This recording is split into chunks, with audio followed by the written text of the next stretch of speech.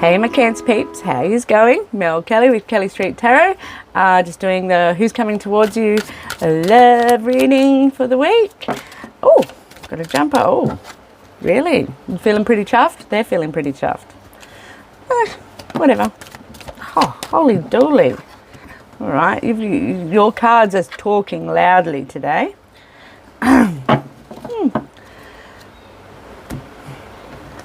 Let's see if the universe will let me shuffle this deck. Not really. All right.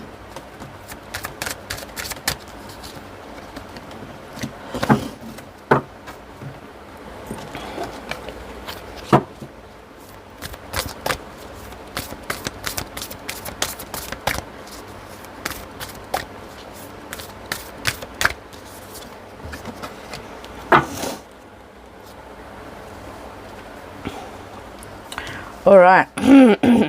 So who's coming towards my Cancerian peeps today? Or this week? All right, we've got the Nine of Cups, the Queen of Wands. Are they good looking? The Ten of Swords. Unrequited love, healing family issues, and choose love. All right. So there could be a fire sign coming towards you this week. So Aries, Leo, or Sag, who embodies the feminine qualities of the fire, the element of fire. So that's, you know, creativity and enthusiasm and, yeah, and passion. But that's how they nurture. They nurture using those feminine qualities. And men are nurturing too. So we're not gender specific here. So, yeah, but the Queen of Wands is often a good-looking person, someone who looks good. They're the type of person that walks down the street that people notice. So if you find that intimidating, because they're coming your way. But yeah, so you've got that. The Ten of Swords, that's like, that's horrible. It was horrible, and it happened for a long time.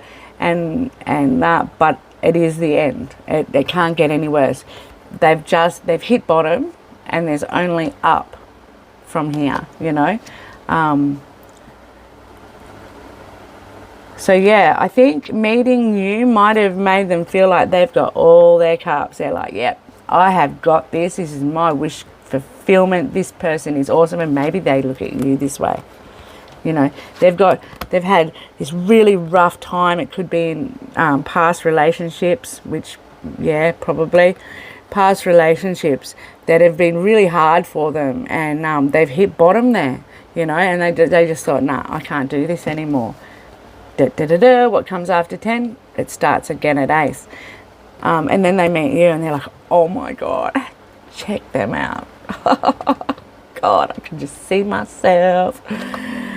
And they just think you're the duck's nuts, yeah?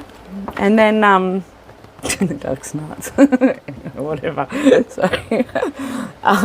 So then they feel like they've got all their wishes come true, right? They've got a bit of ego going on, like, check out the person I walk down the street with. Oh, their ego's on fire over it, yeah? But there's one more cup, isn't there? This is a step before, you know, happy home, happy wife, happy spouse, happy house, you know, all of that stuff. Yeah, emotional fulfillment. You know, this is thinking you've got it all, not realizing that there's one more cup to collect, and that's a pretty awesome cup, yeah? Unrequited love. So that's what quite possibly could have been that sort of bottom, or maybe you're not feeling it, you know. Maybe that's what this is all about, you know. They're really trying. They think you're awesome, and they look at you like you're awesome, and you just aren't feeling it. And that happens, and we've got to be really honest, you know, about that. Sometimes we get involved with people, and as we get to know them, we're like, oh, actually, I don't really want to do this. And then we feel stuck because we've made, I don't know, a commitment or whatever. I've been asked in the past, like, but do you think that's a good enough reason? Like, they'll say, oh, look, I feel like this, or this happened, or do you think it's a good enough reason to leave? And I'm like, if you want to leave, that's a good enough reason. You don't need to make up arbitrary reasons to leave. You just need to want to, like, really want to, like, you know. But yeah, you just need to be able to make that decision. Having said that, my other spiel, like, is make sure, you know, that you really aren't happy in it and it's really not for you before, like, leaving. Not just because maybe the relationship's going through a bit of a lull or a hard time.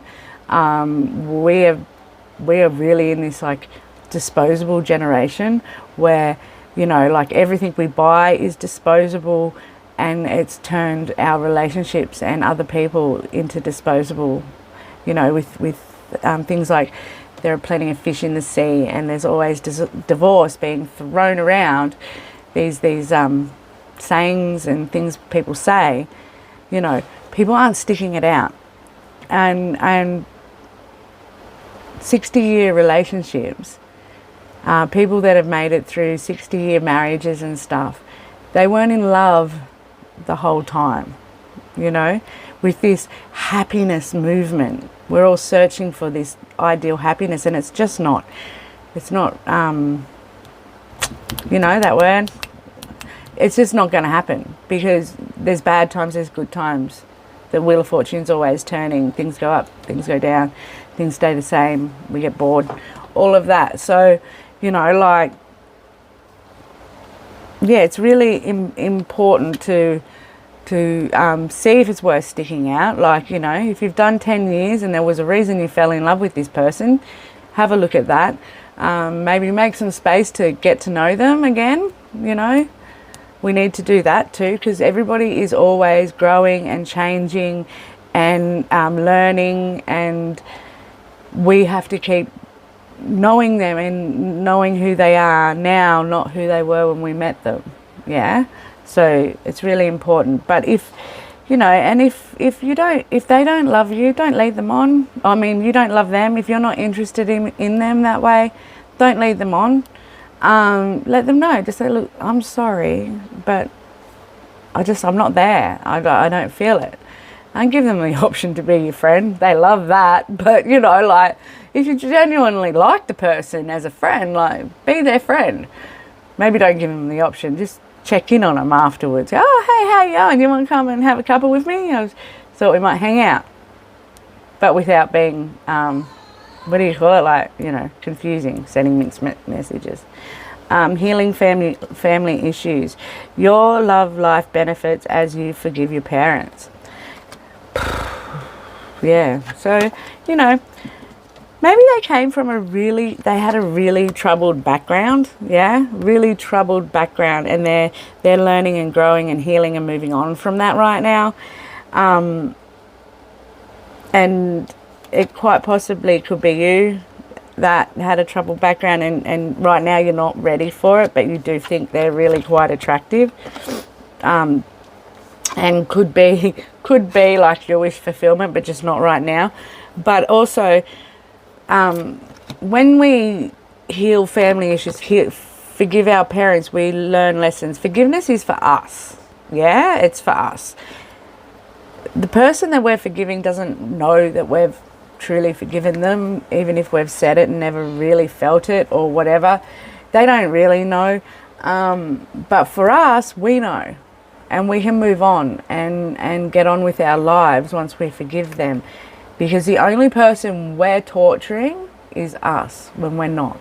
So if we're sitting there going, playing the victim mentality, oh, you know, my childhood was so tough, my parents didn't care. And I'm not saying like abuse or neglect, I'm just saying, you know, that general stuff. And we're thinking about that, and we're living in the victim mentality, and we're not growing and we're not moving on from it. We're only torturing us. It's not actually affecting them. You know, you're in bed staying up all night, pissed off at your parents for how they raised you, and they're going to bed in their house. You know? unless you go around there and tell them every night that this is how you feel, and then that just, that doesn't help. That doesn't help the relationship. Also, when it's not like I said, not heavy abuse or neglect or anything like that, just straight up making mistakes as a parents, which we all do. No one's perfect and no kids come with a rule book, and none of us are robots. What was I going to say?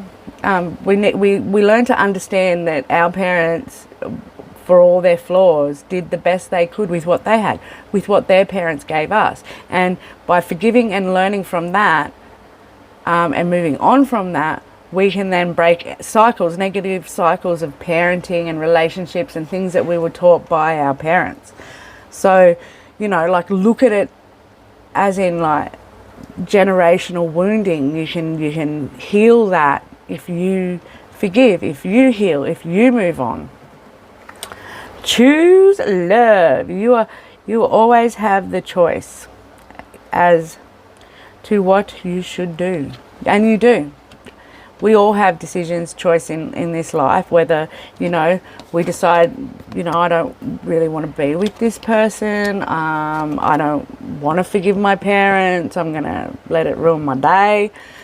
We all have the choice, and we have the choice whether to act with love and kindness or, the lower frequency and emotions of bitterness and anger.